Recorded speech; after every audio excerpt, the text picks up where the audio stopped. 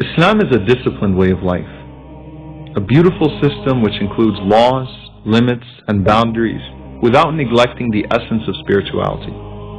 Through it we organize our lives, paying close attention to certain times and places. Prayer is all about discipline. Like any important deadline in life, the time for prayer must be respected, and to intentionally pray outside of this time is likened to not praying at all.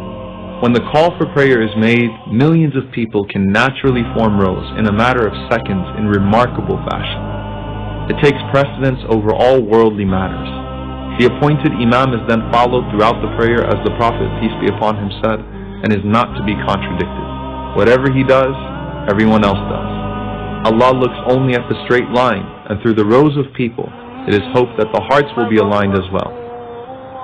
Not to mention Ramadan, which represents the highest level of spiritual, physical, and emotional discipline. No matter how hungry you are, you're forced to learn self-restraint and hold yourself back, and the clock becomes a glaring do not eat sign. Your entire day is structured in accordance with the times of prayer, and in Ramadan, you know exactly when Fajr and Maghrib are.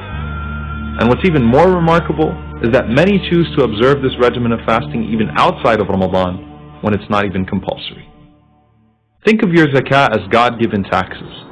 Except with these taxes, your money solely goes towards the cause of the poor and needy.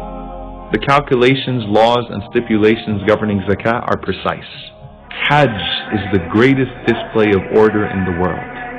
Getting millions of people in such close proximity to dress, move, and worship in such stunning compliance is a testimony to the power of his call.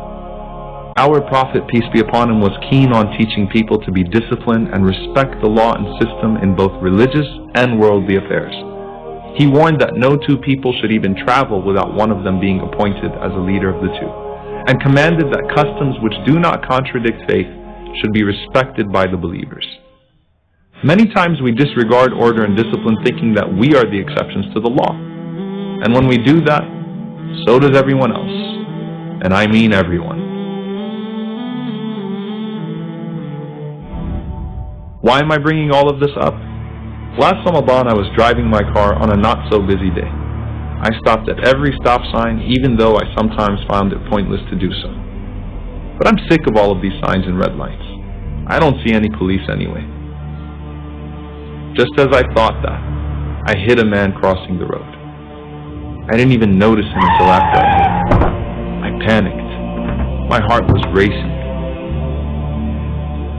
I jumped out of the car to see what happened to him. I immediately apologized to him and told him I'd get help right away.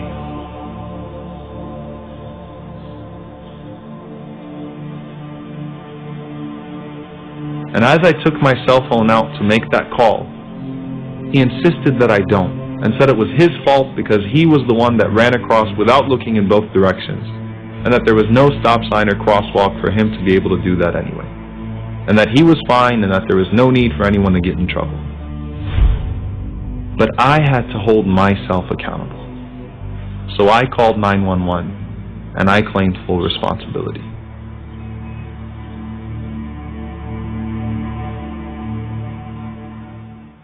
When I think of what happened that day, even though the fine was pretty hefty, I have no regrets for punishing myself. I only regret my recklessness.